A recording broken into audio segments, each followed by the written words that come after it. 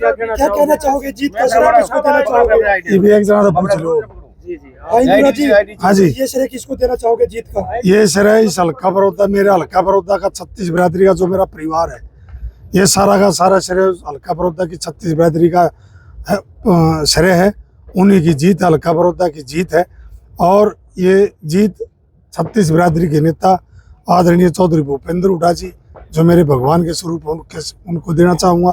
और इस हरियाणा प्रदेश कजोल भविष्य 5 बार के लोकसभा के सांसद भाई दीपेंद्र हुड्डा जी और पार्टी अध्यक्ष उदय भान जी, ये श्रेय पार्टी हाईकमान का भी है, श्रेय देना चाहूँगा। रुझान तो पलट गए हैं, बीजेपी की सरकार हरियाणा में बनती दिख रही है फिर तीसरी बार। देखिए, ये तो लोगों का मत है, इस मत को सब स्वीकार करना पड़ता है। सरकार जिसकी लोगों ने चाहा उसकी बनेगी। अभी तो शायद पूरा क्लियर होया भी नहीं होगा, अभी तो टाइम भी बाकी होगा, अभी सारी सीट क्लियर नहीं हुई है। लेकिन जो जनता का फैसला होगा वो हमें मान्य। किसान मजदूर को लेकर, खिलाड़ियों को लेकर काफी मुद्दे चल नहीं पाए क्या? देखिए ये लड़ाई, ये जो हल्का बड़ौदा की है ना, एक और जीत है। ये गरीब परिवार के बीच और बड़े घरानों के बीच लड़ाई थी। आपने देखा जो बड़े घरानों के बेटे, बड़े घराने एक मंच पर इकट्ठे हुए, एक बीजेपी का षड्यंत्र था, बीजेपी का षड्यंत्र था, वो भी बीजेपी का कैंडिडेट था। मैं आज भी कहता हूँ इस बात को, इस बात में कोई दो राय नहीं, दोनों बीजेपी के कैंडिडेट हारे, चाहे वो निर्दलीय था चाहे वो बीजेपी का था। और बड़े घरानों ने जो एक गरीब परिवार का, गरीब के बेटे का जो मजाक उठाया, वो हल्का बड़ौदा की 36 बिरादरी ने उनको जवाब देने का भी काम दिया।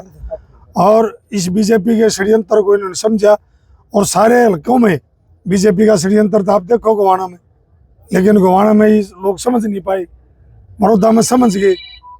सब बीजेपी का जो एजेंट था, बीजेपी का जो एक कैंडिडेट था जो मेरे मुकाबले आ रहा, मैं नाम लेना भी पसंद नहीं करूँगा कि उन्होंने किसान नहीं देखा, उन्होंने खिलाड़ी नहीं देखे, उन्होंने बहन बेटियों की इज्जत और मान सम्मान नहीं देखा, अपने स्वार्थ के लिए सब कुछ दांव पर लगा दिया। इस हरियाणा प्रदेश का भविष्य है जो युवा का, बेरोजगारी में 1 नंबर है, उसका भविष्य उन्होंने नहीं देखा। उन्होंने नहीं देखा कि बुढ़ापा पेंशन जो 6,000 रुपये, उन्होंने नहीं देखा कि 500 का सिलेंडर हो, उन्होंने नहीं देखा कि 2 लाख सरकारी जो परमानेंट सरकारी नौकरी है वो भी नहीं देखी। और सबसे बड़ी बात, जो इस हरियाणा प्रदेश का मान और सम्मान था, 36 बिरादरी का, हर समाज को, हर वर्ग को लठों से पीटने का काम इस बीजेपी की सरकार ने किया था, वो भी नहीं देखा। सब लोगों ने अपना स्वार्थ के लिए बीजेपी का कहीं न कहीं साथ देने का काम। जी, हम ये माने कि शैलजा की नाराजगी कांग्रेस पर भारी पड़ी है सर? कोई नाराजगी नहीं, ये सब आप मीडिया पत्रकारों की आवाज है। सब कांग्रेस परिवार एक था। मैंने बता दिया बीजेपी का षड्यंत्र कहीं न कहीं कामयाब हुआ। फूट डालो राज करो की जो इनकी नीति और नीयत थी वो भी काम हुआ। 7 गारंटियों को हरियाणा जनता ने कर दिया। 7 गारंटी नहीं, मैं ये कह रहा हूँ कि बीजेपी का षड्यंत्र, बीजेपी का पैसा सर चढ़ के बोलिया।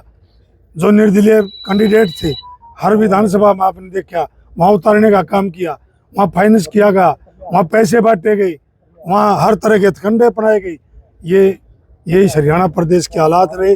लेकिन हरियाणा प्रदेश का मैं दुर्भाग्य मानूंगा कि ऐसी तीसरी बार ऐसी सरकार आई जिस सरकार ने कोई वर्ग नहीं बख्शा, कोई समाज नहीं बख्शा, कोई कर्मचारी नहीं बख्शा, इस हरियाणा प्रदेश के सरपंच भी नहीं बख्शे, उनको भी लठ मारने का काम किया। और फिर भी तीसरी बार सरकार। दुर्भाग्य हरियाणा प्रदेश का। बेरोजगारी में 1 नंबर। अगर आप राजधानी है दिल्ली हमारी देश की, 3 तरफ से हरियाणा है और बेरोजगारी में नंबर 1 है। और फिर सरकार बीजेपी की समझ से मेरे भी परे है, बड़े दुख की बात है। Thank you.